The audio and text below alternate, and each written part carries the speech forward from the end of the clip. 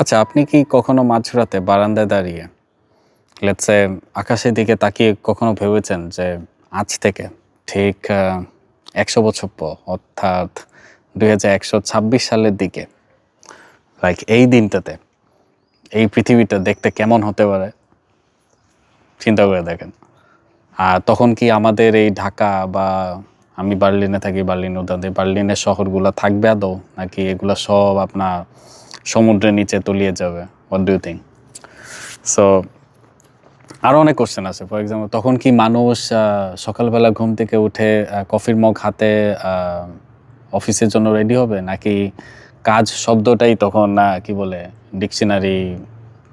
Dictionary হয়ে যাবে আর কি, মানে ডিকশনারিতে চলে যাবে আর কি, আর কোনো কাজে লাগবে না।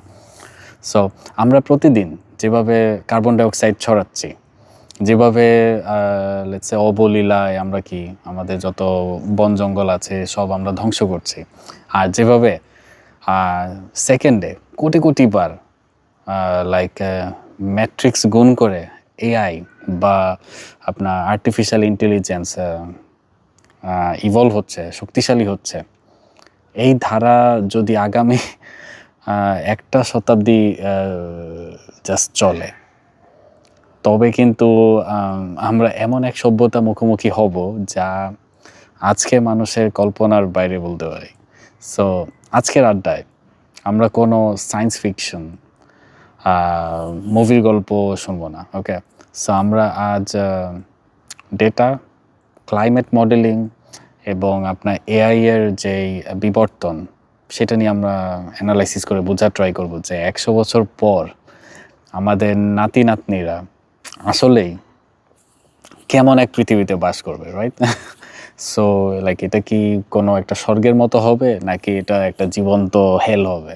ওকে, সো লেটস ট্রাভেল টু 2126। ওকে, এত বড় যে আমি ইমোশনাল হয়ে যাচ্ছি। ও মাই গড, ১০০ বছর পরে কী হবে? আমরা কেউ বাঁচবই না হয়তো। সো প্রথমেই ওয়েট, আমি আগে আমার ক্যামেরা দেখি, সব যত আমার উপরে। ওকে, এখান থেকে বলা যায়। ওকে, সো প্রথমেই কথা বলা যাক যে আমাদের চারপাশে ভূগোল বা আপনি যদি বলি জিওগ্রাফি নিয়ে, যদি বৈশ্বিক তাপমাত্রা লেটস সে বৈশ্বিক তাপমাত্রা অনেক বৃদ্ধি পাচ্ছে এবং এই ট্রেন্ডটাই কন্টিনিউ হচ্ছে day by day, years by years, তাহলে আগামী ১০০ বছরে আপনার সমুদ্রপৃষ্ঠে যে উচ্চতা থাকবে তা অন্তত হলেও ১ থেকে ২ মিটার তো বাড়বে, রাইট? এখন একটু চিন্তা করেন, এর মানে কি? মাত্র ১ meter ২ meter, right? So it's not gonna make any difference, এরকমই তো মনে হবে, আর ১ মিটার কত? আজকের দুনিয়ায় অনেক চেনা মানচিত্র আজ থেকে প্রায় ১০০ বছর পরে ওরা কিন্তু জাস্ট ইতিহাসের পাতায় থাকবে। মালদ্বীপের মতো যেই দ্বীপ রাষ্ট্রগুলো আছে এগুলো কিন্তু সম্পূর্ণ কি বলবো ইনভিজিবল হয়ে যাবে। আমাদের বাংলাদেশে যে কোস্টাল এরিয়া আছে সেই অঞ্চলের একটা বিশাল অংশ, এমনকি আমেরিকার নিউ ইয়র্ক, দেন মিয়ামি, বা আপনি যদি বলেন নেদারল্যান্ডসের আমস্টারডাম, এইসব মেগা সিটি প্রায় অর্ধেক অংশ কিন্তু স্থায়ীভাবে পানির নিচে তলিয়ে যাবে, এতে কোনো সন্দেহ নেই। জাস্ট ১-২ মিটার যদি আপনার সমুদ্রপৃষ্ঠের উচ্চতা বেড়ে যায়। সো তখনকার মানুষ শহর বলতে কি বুঝবে, এটাও চিন্তার বিষয়। মানুষ তখন আসলে মাটির চেয়ে পানির ওপর ভাসমান যে আর্কিটেকচার আছে সেটার উপর তারা বেশি ইউজ টু হয়ে যাবে। আর আমরা তখন দেখতে পাবো কি যে ফ্লোটিং সিটিস বা ভাসমান কোনো মেগা সিটি যা সমুদ্রের উপর লেটস সে আর্টিফিশিয়ালি তারা আছে, ওকে? আর এগুলো হবে সম্পূর্ণ যদি বলি সেলফ সাস্টেইনিং, ওকে? আর লেটস সে মাটির ভেতরের যেই শহরগুলো আছে সেগুলো অবস্থা কেমন হবে, রাইট? লাইক লেটস সে জলবায়ু পরিবর্তনের সাথে সাথে বা জলবায়ু পরিবর্তনের কারণে পৃথিবীর মাঝখানে যেসব অঞ্চলগুলো, বিশেষ করে লেটস সে মিডল ইস্ট বা আফ্রিকা কিছু অংশ, এরা এতটাই হিট আপ হয়ে যাবে, এতটাই উত্তপ্ত হয়ে যাবে যে সেখানে দিনের বেলা মানুষের পক্ষে বেঁচে থাকাটাই অনেকটা অসম্ভব হয়ে যাবে, right? Already Delhi capital of India, ওখানে টেম্পারেচার কিন্তু 51, 52, 52তে চলে যায়। ওটাই অসহনীয় পর্যায়ে চলে যায়, গরম ধোঁয়া ছাড়তে থাকে যখন আপনি বাইরে যাবেন। সো মানুষের পক্ষে তখন বেঁচে থাকাই অসম্ভব হয়ে যাবে যদি টেম্পারেচার এত বেড়ে যায়। ফলে কি হবে, আপনার মানব যেই সভ্যতা আছে সেটা আপনার ক্রমাগত আপনার কি উত্তর এবং দক্ষিণ মেরুর দিকে যাবে, অর্থাৎ আপনার কি সাইবেরিয়া বা গ্রিনল্যান্ড বা আপনার অ্যান্টার্কটিকার দিকে আপনার কি হবে, স্থানান্তরিত হতে শুরু করবে। সো আজকের যে লেটস সে বরফে আবৃত যেই মরুভূমি 100 বছর পর সেগুলাই হবে পৃথিবীর সব থেকে দামি আপনার রিয়েল এস্টেট, এবং লেটস সে নতুন যেই সভ্যতা আসছে সেটার সেন্টার পয়েন্ট। এবার আসি টেকনোলজি সব থেকে বড় রেভলিউশন নিয়ে কি হতে পারে। সব থেকে বড় রেভলিউশন যেটা হতে পারে লেটস সে শুরুর দিকে আমরা 2026-এ রাইট। সো আমরা 2026 সালে অলরেডি অনেক ডেভেলপমেন্ট দেখছি। লাইক 100 বছর পর আপনার এআই এর যে ইন্টেলিজেন্স থাকবে সেটা তো আরও ভালো হবে রাইট। মানে এখন যেই অবস্থা, ওই ইন্টেলিজেন্স এমন হবে, মানে এটা কি বলবো, অনেক কি বলে কঠিন কম্পিটিশন চোখের পলকে সেকেন্ডে করে ফেলবে। ওকে, আর যে হিউম্যানয়েড যে আপনার রোবটস আছে সেগুলোও একদম মাথা নষ্ট অ্যাকুরেসি দিবে। সো তখন এআই জাস্ট আপনার কি চ্যাটবট বা ইমেজ জেনারেশনের মধ্যে লিমিটেড থাকবে না, এটাই হলো আসল কথা। সো 100 বছর পর এআই হইতে পারে অনেকটা এরকম হাইপার এজেন্টের মতো। ওকে, সো মানুষের জন্ম থেকে শুরু করে লাইক ডেথ পর্যন্ত প্রতিটা সেকেন্ড তখন কন্ট্রোল করবে তার নিজস্ব কাস্টমাইজড এআই এজেন্ট।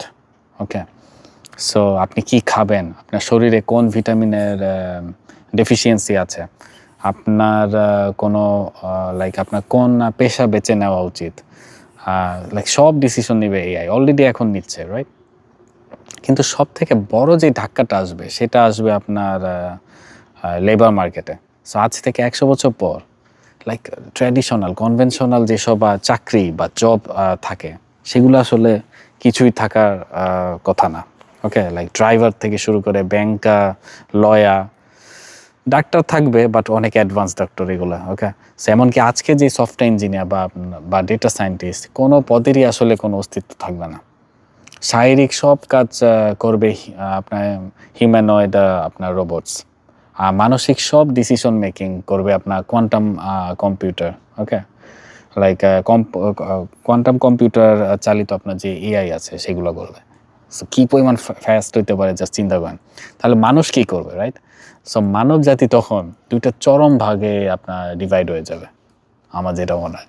সো একদল মানুষ যারা হবে পৃথিবীর 1% এলিট পলিসি মেকার্স বলতে পারেন, যারা এই এআই এবং রোবোটিক যে ইনফ্রাস্ট্রাকচার থাকবে সেটাকে কন্ট্রোল করবে।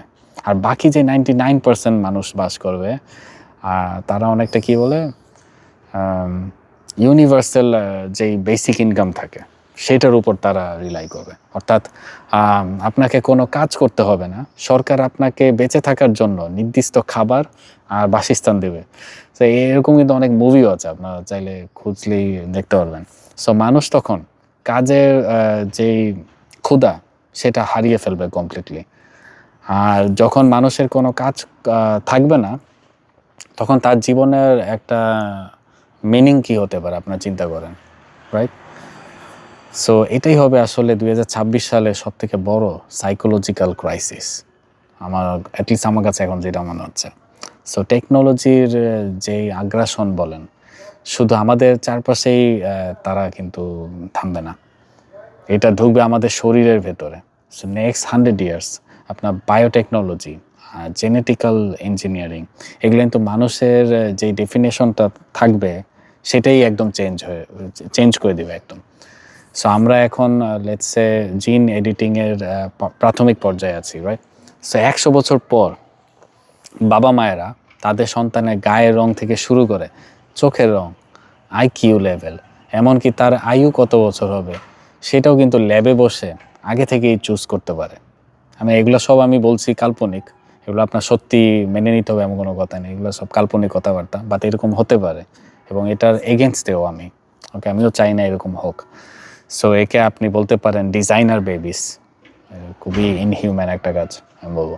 ওকে, সো এর ফলে মানব জাতির মধ্যে কিন্তু একটা নতুন ধরনের একটা ডিসক্রিমিনেশন তৈরি হবে, রাইট? সো যারা ধনী, চিন্তা করেন খালি, যারা ধনী তারা তাদের সন্তানদের কি করবে, জিন এডিট করে সুপার হিউম্যান বানায় দিবে, যারা কখনো অসুস্থ হবে না, যাদের ব্রেন সাধারণ মানুষের থেকে 10 গুণ ফাস্ট কাজ করবে। আর যারা গরিব তারা কিন্তু প্রাকৃতিকভাবে জন্ম নেওয়া কি অর্গানিক হিউম্যান, রাইট? এবং অর্গানিক হিউম্যান হিসেবেই তারা থাকবে। যারা এই সুপার হিউম্যানদের সাথে কখনোই কোনো কম্পিটিশনে, কখনোই কোনো কিছুতেই টিকতে পারবে না, ওকে? এবং এর পাশাপাশি এসে যাবে আপনার কি আরেকটা জিনিস, যেটা হলো আপনার কি বলে এটারে, সাইবারনেটিক যেই ইন্টিগ্রেশন। সো মানুষের শরীরে কি বলে অর্গানিক হার্ট বা লিভারের জায়গায় তখন বসানো হবে সিনথেটিক 3D প্রিন্টেড অর্গান, যা লাইক কখনো নষ্ট হবে না। এবং চিন্তা করুন কী হবে যদি এগুলো ইমপ্লিমেন্ট হয়, ব্রেনের ভেতর সরাসরি নিউরাল লিঙ্ক বা চিপ বসানো হবে, যার ফলে কি কোনো কিছু শেখার জন্য আপনাকে আর কোনো বই পড়তে হচ্ছে না বা স্কুলে যেতে হবে না। দেন আপনি জাস্ট কি ইন্টারনেট থেকে সেকেন্ডে পুরো একটা লাইব্রেরির ডেটা আপনার মেমোরিতে আপনি ডাউনলোড করে নিতে পারবেন। এবং মানুষ এবং মেশিনের মধ্যে যেই ডিফারেন্সটা থাকবে 100 বছর পর পুরোপুরি আপনার মুছে যেতে পারে, ওকে? কিন্তু এত সব প্রযুক্তির মাঝেও একটা কিন্তু বিশাল ডার্কনেস থাকবে, রাইট? আর সেটা হচ্ছে আপনার রিসোর্সের যেই অভাব। মানে 100 বছর এত রিসোর্স ইউজ হবে, চিন্তা করেন কি হতে পারে। সো আজকে আমরা লেটস সে খনিজ যেই তেল আছে, গ্যাস বা কয়লা পুড়িয়ে আমরা কি এনার্জি পাচ্ছি, রাইট? খুবই বেসিক। 100 বছর পর তা কিন্তু পুরোপুরি শেষ হয়ে যেতে পারে, রাইট? পৃথিবী তখন কি শতভাগ রিনিউয়েবল বা নিউক্লিয়ার ফিউশন এনার্জির উপর একদম ডিপেন্ডেন্ট হয়ে যাবে। কিন্তু সব থেকে বড় যেই যুদ্ধটা হবে সেটা হচ্ছে আপনার এই পেট্রোলিয়াম নিয়ে কিন্তু হবে না। যুদ্ধটা যেটা হবে সেটা হচ্ছে আপনার কি বিশুদ্ধ পানি আর খুবই অবাক কাণ্ড উর্বর মাটি নিয়ে, ওকে? কারণ জলবায়ু চেঞ্জের সাথে সাথে যখন আপনার গ্লেসিয়ার বা গলা শুরু করবে একটা পর একটা, তখন কিন্তু পানির কিন্তু তীব্র একটা স্কারসিটি দেখা দিবে। লাইক এক ফোঁটা আপনার এক ড্রপস কি বলে ফ্রেশ পানির দাম হয়তো তখন কি বলে আজকের 1 লিটার তেলের দাম হতে পারে, ওকে? তাহলে